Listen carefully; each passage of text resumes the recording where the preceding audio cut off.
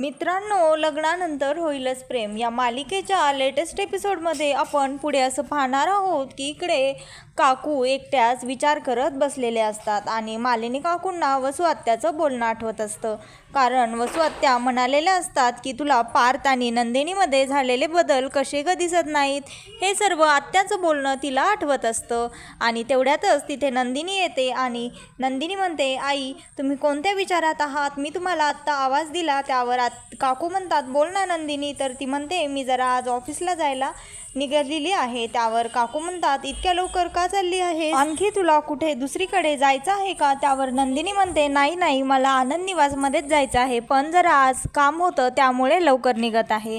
त्यावर काकू म्हणतात, अगं थांब मग, जीवा आता येतच असेल. नंदिनी म्हणते, नाही आई, ते आंघोळीला गेलेले आहेत, मी येते. त्यावर काकू म्हणतात, अगं मग थांब थोडंसं, आंघोळीलाच गेला आहे ना, येईलच तो इतक्यात. त्यावर नंदिनी म्हणते, नको आई, माझ्यामुळे उगाच त्यांची परेशानी होते आणि उगाच त्यांना माझ्यामुळे घाईघाईमध्ये नाश्ताही करावा लागतो, त्यांची धावपळ होईल. त्यावर काकू म्हणतात, अगं बायकोसाठी नवऱ्याची थोडी धावपळ झाली तर काय हरकत आहे? तू जीवाला टाळण्याचा प्रयत्न करत आहेस का? म्हणजे जीवा आंघोळीला गेलेला असतानाच तुला लगेचच जायचं आहे त्यामुळे म्हटलं. त्यावर नंदिनी म्हणते, नाही आई, असं काहीच नाही, तुम्हाला असं का वाटत आहे? त्यावर काकू म्हणतात, अगं पूर्वी तुझी अशी इच्छा असायची की जीवाने तुला सोडवावं, म्हणजे तुझ्या वागण्यातून आणि बोलण्यातून तसं जाणवायचं, पण आता मात्र असं वाटत आहे की तू त्याच्यापासनं वाचण्याचा आणि पळ काढण्याचा प्रयत्न करत आहेस आणि आता तुला नेहमीच सोडवायला जीवा तयार असतो, तर तू नेहमीच काही ना काही कारण सांगून त्याला टाळतेस आणि एकटी निघून जातेस. त्यावर नंदिनी म्हणते, आई अहो खरंच असं काहीही नाही आहे, आज माझं आनंद निवासमध्ये थोडंसं काम आहे, कारण आज मिस्टर अँड मिसेस महाजन आनंद निवासला भेट देणार आहेत आणि ते ह्या देशामध्ये राहत नाहीत, ते दुसऱ्या देशात राहतात. शिवाय ते आज भारतात आले होते आणि मुंबईमध्ये आहेत, त्यामुळे त्यांनी भेट देण्याचं त्यांचं असं ठरलं आहे. मला तसा कॉल आला होता आनंद निवासमधनं, त्यामुळे मी थोडंसं लवकर निघत आहे, बाकी काही नाही. त्यांची आर्थिक मदत आनंद निवासला नेहमीच होत राहते, त्यामुळे त्यांना भेटणं मला फारच गरजेचं आहे. असू दे ताई, मी जाते, तुम्ही जीवाने विचारलं तर त्यांना सांगा की मी केले. असं बोलून नंदिनी तिथनं निघून जाते आणि त्यानंतर काकूला असा विचार करतात. त्यांना असं वाटत असतं की खरंच वसू आत्या म्हणालेले आहेत ते खरं तर नाही ना, बदलाचे वारे जरा वेगळेच वाहू लागताना दिसत आहे. त्यानंतर त्या स्वतःच्या मनाशीच म्हणतात, नंदिनी तू का ग अशी वागायला लागलेली आहेस? खरंच वसू आत्या म्हणाल्या त्याप्रमाणे तुझ्यामध्ये बदल झालेला आहे आणि तूच माझी पहिली आणि शेवटची आशा आहेस. आणि इकडे वसू आत्या रम्याला फोन करून म्हणत असतात की रम्या, मी जे म्हणते ते नेहमी खरंच होत असतं. त्यावर रम्या म्हणते, हो नाही, खरंच काल रात्री मला पार्थचा मेसेज आलता की सकाळी लवकर जायचं आहे, त्याप्रमाणे मी सकाळी लवकर आवरून जाण्यासाठी तयार झाले आणि पार्थही खाली आला, पण ती काव्या कुठे होती काय माहीत, आम्ही दोघेच ऑफिसला निघून आलो आणि ती आलीच नाही आमच्या. यावर आत्या म्हणतात, मला काय वाटतं रम्या, सांगू का की पार्थने असा रोजच काव्याला चकवा द्यावा आणि ऑफिसला तुम्ही दोघंच जावं. त्यावर ती रम्या म्हणते, हो खरंच नाही, आज तर काय झालं सांगू का, आम्ही दोघंच आज लवकर निघाल्यामुळं आम्हाला सर्व रस्ते रिकामेच भेटले, त्यामुळे गाडीमध्ये मी आणि पार्थ होतो आणि मस्त किशोर कुमारांचे गाणे आणि आमची मस्त लॉंग ड्राईव्ह ही झाली आणि मेन सांगू का, आम्ही हट्ट धरला त्यामुळे पार्थने आमच्या नेहमीच्या स्पॉटवर गाडी थांबवली नाश्ता करण्यासाठी आणि आम्ही तिथे मस्त गरमागरम इडली सांबर खाल्लं. मला तर असं वाटत होतं की हा प्रवास कधीच संपू नये. त्यावर मग आत्या म्हणतात, अगं खरंच का, काय सांगते? फिल्टर कॉफीही प्याली, जस्ट लाईक ओल्ड डेज सारखं. त्यावर आत्या म्हणतात, ठीक आहे, सगळं काही तुझ्यासारखं मनासारखं होतंय ना, मग झालं तर. त्यावर रम्या म्हणते, मनासारखं तर होते गाई, पण ह्याच्या मागचं कारण काय आहे ते कुठे आणखी आपल्याला माहीत झालं आहे? पार्थ त्या काव्याला का टाळत आहे याच्या मागचं कारण आपल्याला कळायलाच हवं. त्यावर आत्या म्हणतात, हो ना. तर ती रम्या म्हणते, आई हे तू लक्षात ठेवायला हवंस, कारण हे तू शोधून काढणार आहेस. त्यावर आत्या म्हणतात, आता एकदा का ती काव्या क्लासला गेली ना, मग मी तिच्या खोलीत खोलीत शिरून तिची अख्खी खोली पिंजून काढते आणि तू काही जर मला हाती लागलं सापडलं तर लगेचच मी तुला कॉल करेन. इकडे जीवा आंघोळ करून रूममध्ये आलेला असतो. त्यावर त्याला नंदिनी कुठेच दिसत नाही. त्यामुळे तो स्वतःशीच म्हणतो, नंदिनी गेली की काय, की खाली असेल बहुतेक. आता ना मी एक काम करतो, आईसमोरच तिला विचारतो, म्हणजे ती मला नाहीच म्हणू शकणार नाही. असं म्हणून तो घाईमध्ये आवरून पटकन खाली जातो. काका खाली हॉलमध्ये कोडं सोडत असतात आणि ते मालिनी काकूंची मदत घेत असतात. तेवढ्यातच तिथे जीवा येतो आणि जीवा म्हणतो, आई मला आधीच उशीर झाला आहे, मला पटकन ब्रेकफास्ट दे. आणि लगेचच नंदिनीला आवाज देतो. त्यावर मग काकू म्हणतात की अरे काही फायदा नाही, नंदिनी आधीच गेलेली आहे. त्यावर मग काका म्हणतात, सापडलं मला 3 अक्षरी कोड, उशीर. त्यावर मग काकू म्हणतात, उशीर? त्याला खरंच जीवा तुला उशीर झालेला आहे. त्यावर मग काका म्हणतात, अरे रूममध्ये तू काय झोपा काढत बसला होतास का, 100 दिवसांची आंघोळ करत होतास, पटकन आवरून यायचंच ना खाली. त्यावर मग जीवा म्हणतो, अरे काका मी आज 5 मिनिट लवकर आवरून खाली आलेला आहे. म्हणतात, बरं ठीक आहे जाऊ दे, आता ती गेलीच आहे तर तू मला कोडं सोडवण्यास मदत कर. त्यावर जीवा म्हणतो, मला नाही आहे रे मूड, तू तुझी कोडी सोडवत बस, मला इथे माझ्या आयुष्याचीच कोडे सुटेनासे झाले आहेत. हे वाक्य काकू ऐकताच काकू म्हणतात, काय रे जीवा तुला कसली कोडी पडली आहेत. त्यावर जीवा म्हणतो, काही नाही गाई, मी आपलं सहजच म्हटलं.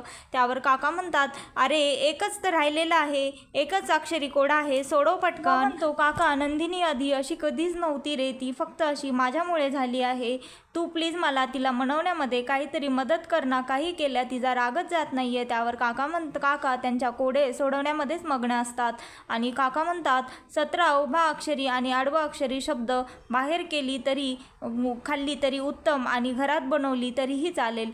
त्यावर मग जीवा पटकन म्हणतो, पाणीपुरी. म्हणतात, आय लाईक पाणीपुरी. त्यावर लगेचच जीवा म्हणतो, आज अकेली वसंती नाही, पुरा गाव पाणीपुरी खाएगा. असं म्हणून तो पटकन घाईघाईमध्ये तिथनं बाहेर पडतो. काकू म्हणतात, अरे जीवा निदान हा चहा तरी घेऊन जा, कुठे चालला आहेस एवढ्या घाईघाईने. त्यावर काका म्हणतात, अहो तो त्याच्या वसंतीला शोधायला चाललेला आहे. काकू म्हणतात, त्याची कोण असणार बसंती, त्याची वसंती म्हणजे नंदिनी, तो नक्कीच नंदिनीकडे गेलेला असेल. आणि इकडे नंदिनी तिथल्या आनंद निवासमधल्या बायकांना सांगत असते की आपण इथले असलेल्या सर्वांचं इम्प्रेशन त्यांच्यावर खूप अगदी चांगलं पडायला हवं, कारण त्यांनाही वाटलं पाहिजे आपण त्यांनी दिलेल्या फंडिंगमधून चांगले कामं करत आहोत आणि ह्या महाजनींसारख्या लोकांच्या फंडची आपल्या आनंद निवासला अत्यंत गरज आहे. त्यामुळे सर्वांनी व्यवस्थित काळजी घ्या, त्यांच्या खाण्यापिण्याची अगदी व्यवस्थित व्यवस्था करा आणि मिनरल वॉटरच्या बाटल्या मागून घ्या. आणि त्यानंतर ताई तुम्ही वैयक्तिक त्यांची काळजी घ्यायला इथे असालच.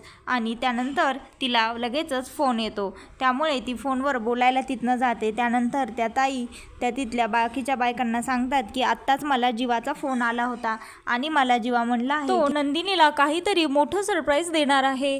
तर मग ती म्हणते, अहो पण आज तर आपल्याकडे गेस्ट येणार आहेत ना. त्यावर त्या ताई म्हणतात, अहो मी ते त्याला सांगितलं आहे, तो म्हणाला आहे की खाण्यापिण्याचं सर्व काही मी बघणार आहे. त्यावर ती म्हणते, चला तर मग ही चांगलीच गोष्ट आहे, आपण नंदिनी ताईंना सांगूयात. त्यावर ती म्हणते, नाही हे कोणीही नंदिनीला सांगायचं नाही आहे, कारण हे सरप्राईज आहे.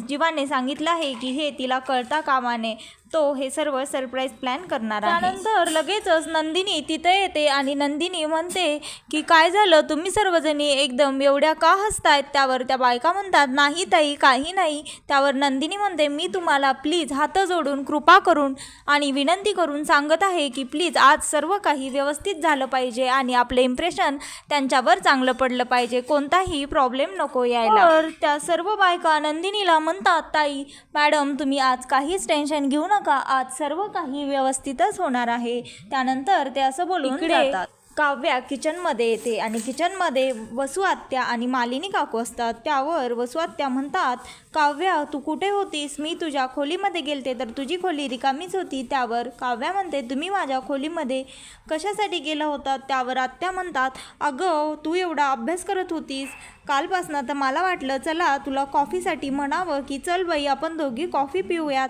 यासाठी मी तुझ्या खोलीत गेलते, पण काय उपयोग, मी गेले तर काय खोली रिकामीच. त्यावर काव्या म्हणते, मी काल रात्रीपासनं गच्चीवरच अभ्यास करत होते. त्यावर मालिनी काकू तिला विचारतात, का गं तुला आवडतं का गच्चीवर अभ्यास करायला? त्यावर मग ती म्हणते, नाही काकू, कधी कधी आवडण्यापेक्षा गरज जास्त महत्त्वाची असते. कारण आपल्या घरामध्ये टॉप 30 आर्किटेक्टपैकी एक राहतात आणि ते कसं आहे ना, त्यांना घोरण्यामध्येही ते 1 नंबरच आहेत. त्यांच्या आवाजामुळे मला डिस्टर्ब होत होतं, त्यामुळे मी गच्चीवर गेले होते. पण सध्या ते कुठे आहेत? गेले का ऑफिसला? त्यावर काकू म्हणतात, हो अगं, आज तो लवकरच ऑफिसला गेला. त्याला मी म्हटलं, मी जा बाबा तू लवकर, मी तुझा डब्बा मागून पाठवून देते. मागच्या वेळेस कसं नंदिनी होती तर तिनेच खिचडी केली होती. अगं तूच नाही का डब्बा नेऊन दिला होतास पार्थला ऑफिसमध्ये? त्यावर काव्या म्हणते, मग काकू आज मी खिचडी केली तर चालेल का? त्यावर काकू म्हणतात, अगं हो कर ना. ते ऐकताच आत्या म्हणतात, अगं मी हे काय पाहत आहे, तू चक्क पार्थसाठी खिचडी करणार आहेस? त्यावर मग काव्या म्हणते, हो मी केली तर काय हरकत आहे, काही प्रॉब्लेम आहे का? त्यावर आत्या म्हणतात, मला कशाला काय हरकत असेल, पण तुला अभ्यास क्लास नाही का? त्यावर काव्या म्हणते, डोंट वरी आत्या, मी आजकालच्या काळातली मुलगी आहे. मी एकाच वेळी अभ्यास, स्वयंपाक आणि घरातली कामेही करू शकते. त्यावर मालिनी काकू काव्याला म्हणतात, काव्या पण तू करशील ना गं? त्यावर काव्या म्हणते, हो काकू, मी आता श्रीखंड केलं, छोलेपुरी केली, मग ही खिचडी केतकी मुली आहे, ही पण मी करू शकते. त्यावर आत्या म्हणतात, अगं ए मुली, तुझी तब्येत तर ठीक आहे ना? काय झाले आज तुला? त्यावर काव्या म्हणते, मी केलं तर काय हरकत आहे, माझ्या ह्या उत्साहाला तुमचा काही प्रॉब्लेम आहे का? त्यावर आत्या म्हणतात, अगं असं काही मला म्हणायचं नाही आहे, पण तू अचानक आज एवढी कसं उत्साहित आणि आनंदी मनाने बनवायला लागली आहे स्वयंपाक? त्यावर मग मालिनी काकू म्हणतात, अगं काव्या, तू एरवी काही असं करत नाहीस ना, त्यामुळे आम्हा दोघींना जरा आश्चर्य वाटत आहे, पण तू वाईट वाटून घेऊ नकोस. त्यावर काव्या म्हणते, वाईट वगैरे वाटून घेण्यासारखं काही नाही, कारण तुमची रिॲक्शन ऑब्वियसच आहे. त्यावर मग ती म्हणते, आणखी एक शॉक देऊ का मी तुम्हा दोघींना? मी ही खिचडी फक्त करणारच नाही तर पार्थला ऑफिसमध्ये नेऊनही देणार आहे. हे ऐकताच लगेचच वसू आत्या तिथनं निघून बाहेर जातात आणि लगेचच रम्याला कॉल करून सांगतात. आणि रम्या आणि पार्थ तिकडे ऑफिसमध्ये काम करत असतात. त्या रम्याला सांगतात की अगं, ह्या काव्याला आज अचानक मग पार्थबद्दल एवढं प्रेमाचा उफाळा कुठून आला हे काय माहीत. ती पार्थसाठी खिचडी बनवत आहे आणि त्याच्यासाठी ऑफिसमध्ये घेऊनही येणार आहे. यावर रम्या म्हणते, अगं आत्ताच तर कुठे मला असं वाटत होतं की पार्थ माझा होईल, माझ्याजवळ येईल, पण ही काव्यानं मध्येच असं काहीतरी करून ठेवू दे. आता येऊ दे तिला ऑफिसला, मी ना तिची आणि पार्थची भेटच होऊ देणार नाही आणि ती खिचडी पार्थपर्यंत तर पोहोचूच देणार नाही. त्यावर मग आत्या म्हणतात, हो तू असंच कर, पार्थ तिच्याशी बोलत नाही आहे ना, ह्याच गोष्टीचा आपण फायदा घ्यायचा. रम्या म्हणते, मी इथे काय करायचं ते मी माझं बघते, पण तुला जे काम सांगितलं आहे तू ते लवकर कर. त्यावर आत्या म्हणतात, आता ती डब्बा घेऊन आली ना की लगेचच मी तिची सगळी खोली चप्पा छानून काढते आणि काही भेटलंच तर लगेच तुला कॉल करते. आणि त्यानंतर लगेचच रम्या पार्थजवळ येते आणि त्याला म्हणते, पार्थ बघ ना किती छान पाऊस पडत आहे बाहेर, आपण भिजूयात का? चल ना, माझं खूप मन आहे, आपण भिजूयात पावसामध्ये, बाहेर कुठेतरी जाऊयात. त्यावर पार्थ म्हणतो, मी कधी भिजतो का रम्या? त्यावर रम्या म्हणते, हां तू कधी भिजत नाहीस, पण प्रत्येक गोष्टीची पहिली वेळ असतेच ना.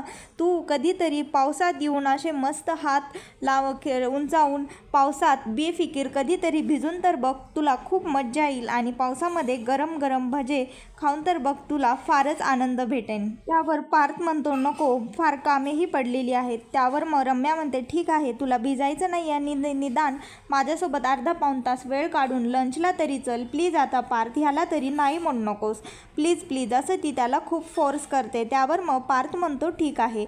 मग काव्या म्हणते, मी माझे सर्व कामे संपवून तुझ्या ऑफिसमध्येच तुला भेटते. त्यावर पार्थ तिला ओके म्हणतो आणि त्यानंतर ती तिचे कामं संपवायला निघून जाते. आणि इकडे आत्या काव्याच्या रूममध्ये जातात तर तिथे कल्पनाताई साफसफाई करत असतात. त्यामुळे मग त्या विचारतात, ती आत्या चिडून तिला म्हणतात, तू इथे काय करत आहेस? तर त्या म्हणतात, तुम्हीच इथे काय करत आहात? मी तर इथे साफसफाई करण्याचा दिवस आहे त्यामुळे ह्यांच्या रूमची साफसफाई करत आहे, पण तुम्ही इथे काय करता? त्यावर मग आत्या म्हणतात, अगं मला इथे आतमध्ये कोणाचा तरी हालचालीचा आवाज आला, त्यामुळे मी सहज रूम उघडून बघितलं की आतमध्ये कोण आहे.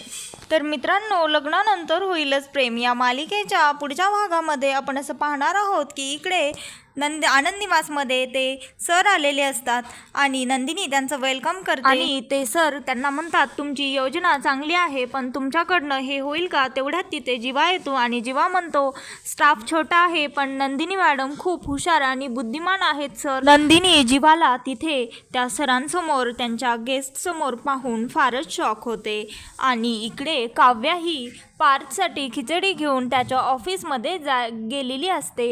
इकडे काव्या तो टिफिन घेऊन ज्यावेळेस पार्थच्या कॅबिनमध्ये जाते त्यावेळेस तिला पाहून पार्थ फारच खुश आणि सरप्राईज झालेला असतो आणि काव्याच्याही चेहऱ्यावर फारच आनंद असतो. तर मग मित्रांनो, पुढील भागात काय होईल हे पाहण्यासाठी आत्ता चॅनलला लाईक, शेअर आणि सबस्क्राईब मात्र नक्की करा.